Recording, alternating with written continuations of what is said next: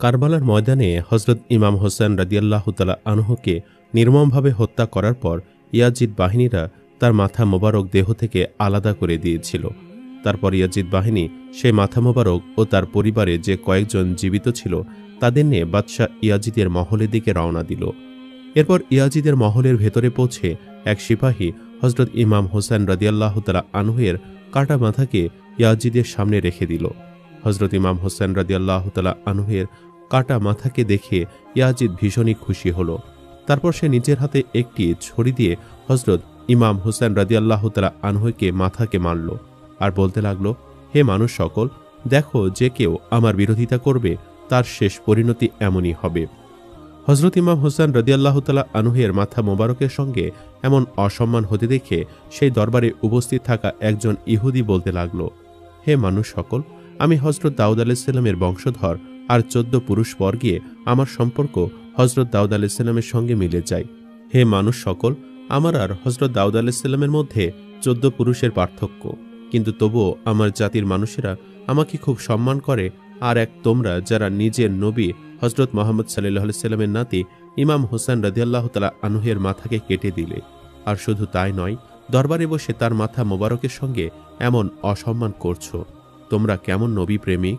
হজরত ইমাম হোসেন রাদিয়াল্লাহু তাআলা আনহুয়ের বোন হজরত জয়নব রাদিয়াল্লাহু তাআলা আনহা নিজের ভাতিজা ইমাম জয়নুল আবেদিনকে বুকে জড়িয়ে ধরে কান্না করে যাচ্ছিলেন, আর নিজের ভাই ইমাম হোসেন রাদিয়াল্লাহু তাআলা আনহুয়ের কাটা মাথার সঙ্গে এমন দুর্ব্যবহার দেখে আল্লাহর কাছে ফরিয়াদ করছিলেন। তখন ইয়াজিদ হজরত জয়নুল আবেদিনকে বলল, এই জয়নুল আবেদিন, তুমি দেখে নিলে তোমার বাবা আমার বিরোধিতা করেছিল, সেজন্য আল্লাহ তাআলা তার কেমন পরিণতি করল। ইয়াজিদের কথা শুনে হজরত জয়নুল আবেদিন কোরআনুল কারীম থেকে একটি আয়াত পড়ে উত্তর দিয়ে বললেন, হে ইয়াজিদ, এই পৃথিবীতে যা কিছু হয়ে থাকে সে সব কিছুই আমার আল্লাহ রাব্বুল আলামিনের হুকুমে হয়ে থাকে। তখন ইয়াজিদ জবাব দিল, এই সব কিছু তোমাদের পেছনে করে থাকা কাজের জন্যই হয়েছে। অতঃপর ইয়াজিদ হজরত জয়নবের হাতে ইমাম হোসেনের মাথাকে রেখে বলতে লাগল, তোমরা এবার সসম্মানে তোমাদের নিজের ঘর মদিনাতে যেতে পারো। তারপর হজরত জয়নব রাদিয়াল্লাহু তাআলা আনহা কান্না করতে করতে নিজের ঘরের মানুষদের সঙ্গে মদিনার দিকে রওনা হলেন। হজরত জয়নব রাদিয়াল্লাহু তাআলা আনহা সম্পূর্ণ রাস্তাতে নিজের ভাইয়ের কাটা মাথাকে দেখে কান্না করে যাচ্ছিলেন। আর শেষ পর্যন্ত এই গরিব অসহায় কাফিলা কয়েকদিন পর্যন্ত সফর করার পর মদিনাতে পৌঁছালো। যখন মানুষজন জানতে পারল যে শত্রুরা ইমাম হুসাইন রাদিয়াল্লাহু তাআলা আনহুয়ের মাথা মোবারককে কেটে দিয়েছে, তখন মানুষদের মধ্যে যেন কিয়ামত নেমে আসলো। প্রত্যেক ঘর থেকে কান্নার আওয়াজ বেরিয়ে আসতে লাগলো। মদিনার সকল মানুষ একত্রিত হয়ে হজরত জয়নব রাদিয়াল্লাহু তাআলা আনহা এর কাছে পৌঁছালেন। এমন সময়ে হজরত জয়নব রাদিয়াল্লাহু তাআলা আনহা চুপচাপ হয়ে বসেছিলেন, কারোর সঙ্গে একটি কথাও বলছিলেন না। হজরত ইমাম হোসেন রাদিয়াল্লাহু তাআলা আনহুয়ের কাটা মাথা তার হাতে ছিল, আর চোখ থেকে অশ্রু প্রতিনিয়ত ঝরে যাচ্ছিল। তারপর হজরত জয়নব রাদিয়াল্লাহু তাআলা আনহা নিজের ভাইয়ের কাটা মাথাকে নিয়ে নিজের নানাজান হুজুর সাল্লাল্লাহু আলাইহি সাল্লামের কবরের দিকে যেতে লাগলেন। অতঃপর যখন হজরত জয়নব রাদিয়াল্লাহু তাআলা আনহা হুজুর সাল্লাল্লাহু আলাইহি সাল্লামের কবরের কাছে পৌঁছালেন, তখন তার চোখ থেকে অশ্রু সীমাহীনভাবে ঝরে যাচ্ছে। তারপরও হজরত জয়নব হুজুর সাল্লাল্লাহু আলাইহি সাল্লামের কবর মোবারকের কাছে গিয়ে হজরত হোসেন রাদিয়াল্লাহু তাআলা আনহুয়ের কাটা মাথাকে রেখে এমন বয়ান করলেন, যেটিকে শুনে মদিনার সকল মানুষই কান্না করতে লাগলো। হজরত জয়নব রাদিয়াল্লাহু তাআলা আনহা হুজুর সাল্লাল্লাহু আলাইহি সাল্লামের কবরের সামনে খাড়া হয়ে দাঁড়িয়ে বলতে লাগলেন, হে আমার নানাজান, যদি আজ আপনি পৃথিবীতে জীবিত থাকতেন তাহলে দেখে নিতেন আপনার উম্মতের লোকেরাই আপনার প্রিয় হোসাইনের কি অবস্থা করেছে। প্রথমে তাকে শহীদ করেছে, তারপর তার শরীরের ওপর দিয়ে ঘোড়া দৌড়িয়েছে, আর যখন এখান থেকেও তাদের মন ভরেনি তখন শত্রুরা তোমার প্রিয় হোসাইনের মাথা মোবারককে কেটে দিয়েছে।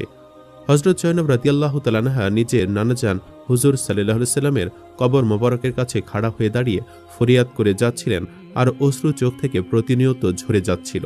মদিনাবাসীরাও হজরত জয়নবের পেছনে দাঁড়িয়ে সেই দুঃখ ভরা ফরিয়াদকে শুনে কান্না করে যাচ্ছিলেন। শেষ পর্যন্ত সন্ধ্যা নেমে আসার আগে আগে হজরত ইমাম হোসেন রাদিয়াল্লাহু তাআলা আনহুয়ের কাটা মাথাকে তার মা হজরত ফাতিমা রাদিয়াল্লাহু তাআলা আনহা এর কবরের পাশে দাফন করে দেওয়া হলো। অতঃপর যে সকল মানুষেরা হজরত হোসেন রাদিয়াল্লাহু তাআলা আনহুকে এমন ভয়ানকভাবে হত্যা করেছিল, আল্লাহ রাব্বুল আলামিন সে সকল মানুষকে এই পৃথিবীতে সাজা দিয়েছিলেন। কারবালার ময়দানের শত্রুদের মধ্য থেকে এক ব্যক্তি যার নাম ইবনে জোয়ারা ছিল, সে হজরত ইমাম হোসেন রাদিয়াল্লাহু তাআলা আনহুকে ডেকে গালি দিয়েছিল আর অশ্লীল ভাষা বলেছিল। সেজন্য হজরত ইমাম হোসেন রাদিয়াল্লাহু তাআলা আনহু তার জন্য বদদোয়া করেছিলেন আর বলেছিলেন, হে ইবনে জোয়েরা, আল্লাহ যেন তার শরীরকে টুকরো টুকরো করে দেয়। আর ঠিক এমনটাই হয়েছিল। একদিন ইবনে জোয়েরার ঘোড়া পাগল হয়ে গিয়ে এদিক ওদিক ছুটতে থাকে, আর ঘোড়া পাগল হয়ে যাওয়ার কারণে ইবনে জোয়ারার পা স্লিপ হয়ে যায় আর সেই অবস্থাতেই ঘোড়া থেকে নিচে পড়ে যায়। কিন্তু তার একটি পা ঘোড়াতে বাধা থাকে, সে ফেসে যায়। আর তারপর সেই পাগলা ঘোড়া তাকে টানতে টানতে পাথরের ওপর দিয়ে দৌড়াতে থাকে। সেই ঘোড়া ইবনে জোয়েরাকে এত জোরে টানতে টানতে নিয়ে যাচ্ছিল যে কারণে ধারালো পাথরে ইবনে জোয়েরার শরীর কেটে কেটে পড়ে যাচ্ছিল, আর শেষ পর্যন্ত তার সম্পূর্ণ শরীরটাই কেটে ক্ষত বিক্ষত হয়ে যায়। শুধুমাত্র তার সেই পা বেঁচে গিয়েছিল, যেটি সেই ঘোড়ার জেনে ভেসে গিয়েছিল।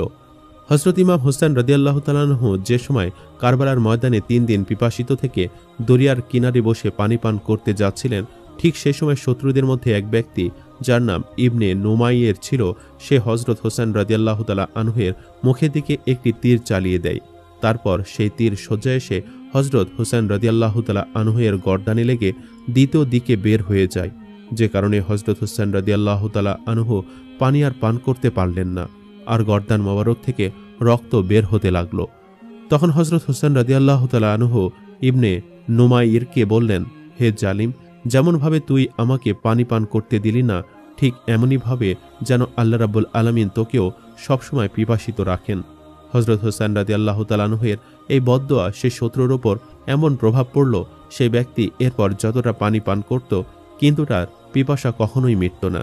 শেষ পর্যন্ত সে এত বেশি পানি পান করে ফেলেছিল যে কারণে তার পেট ফেটে যায় আর সেখানেই তার মৃত্যু হয়ে যায়। এই শত্রুদের সর্দার ইবনে জিয়াদ, যে হজরত হোসেন রাদিয়াল্লাহু তাআলা আনহুর মাথা মোবারককে কাটার আদেশ দিয়েছিল, মানে তার আদেশেই ইমাম হোসাইনের মাথাকে কাটা হয়েছিল। এই ইবনে জিয়াদের গোলাম বর্ণনা করছে যে যখন ইবনে জিয়াদ হজরত হোসেন রাদিয়াল্লাহু তাআলা আনহুর মাথাকে কেটে সন্ধ্যাবেলাতে নিজের মহলে পৌঁছালো, তখন সেই সন্ধ্যাতে আমিও তার সাথে ছিলাম। যেমন সে মহলের ভেতরে পা রাখতেই যাবে, তখন হঠাৎ করে একটি আগুনের গোলা তার ওপরে চেপে ধরল। এমনটি মনে হচ্ছিল যে সে আগুন আমার সর্দার ইবনে জিয়াদকে মেরে ফেলবে, কিন্তু হঠাৎ করে সেই আগুন গায়েব হয়ে যায়। তখন ইবনে জিয়াদ আমাকে জিজ্ঞেস করলেন, তুইও কি সেই আগুনকে দেখেছিলি যেটি এখনই আমাকে চেপে ধরেছিল? আমি বললাম, জি সর্দার, আমিও সেই আগুনকে দেখতে পেয়েছিলাম। তখন ইবনে জিয়াদ আমাকে বলতে লাগলো, এই কথা কাউকে যেন বলিস না, এটি গোপন করে রাখবি। হজরত সুফিয়ান সৌরি এরশাদ করেছেন যে হজরত ইমাম হোসেন রাদিয়াল্লাহু তাআলা আনহুকে হত্যা করা শত্রুদের মধ্য থেকে আমি দুজন হত্যাকারীর খুবই খারাপ পরিণতি হতে দেখেছিলাম। তার মধ্যে একজন এমন ব্যক্তি ছিল যার লজ্জাস্থান নিজে নিজে বৃদ্ধি হতে লেগেছিল, আর বাড়তে বাড়তে সেটি এত বেশি লম্বা হয়ে গিয়েছিল যে কারণে তার লজ্জাস্থানকে কোনো জিনিস দ্বারা বেঁধে রাখতে হতো। আর তারপর সেই ব্যক্তির লজ্জাতে কোনো মানুষের সামনে আর যেতেই পারত না, সে ঘরের মধ্যেই বসে থাকত। তারপর আমি দ্বিতীয় মানুষের পরিণতি এমন হতে দেখেছিলাম যে তার এত বেশি পিপাসা লাগত, যদি সে সমস্ত দরিয়ার পানিকেও পান করে নিত তবু তার পিপাসা মিটত না। শেষ পর্যন্ত একদিন সে এত বেশি পানি পান করে নিয়েছিল তার পেট ফেটে গিয়েছিল, আর যার তার মৃত্যু হয়ে যায়। হজরত আবু কাবিল এরশাদ করছেন, কারবালার ময়দানে হজরত হোসেন রাদিয়াল্লাহু তাআলা আনহুকে দুপুর বেলাতে শহীদ করা হয়েছিল। যে সময় হজরত ইমাম হোসেনকে শহীদ করা হয়েছিল তখন হঠাৎ করে সূর্যগ্রহণ হতে লাগে, আর তারপর সূর্য লুকাতে লুকাতে এতটা বেশি লুকিয়ে পড়েছিল যে সেই দুপুরের সময় যেন রাতের মতো অন্ধকার হয়ে যায়, আর আকাশে তারাদেরকে দেখা যেতে লেগেছিল। সে সময় আমাদেরকে এমন মনে হচ্ছিল যে হতেও পারে কিয়ামত যেন এখনই নেমে এসেছে।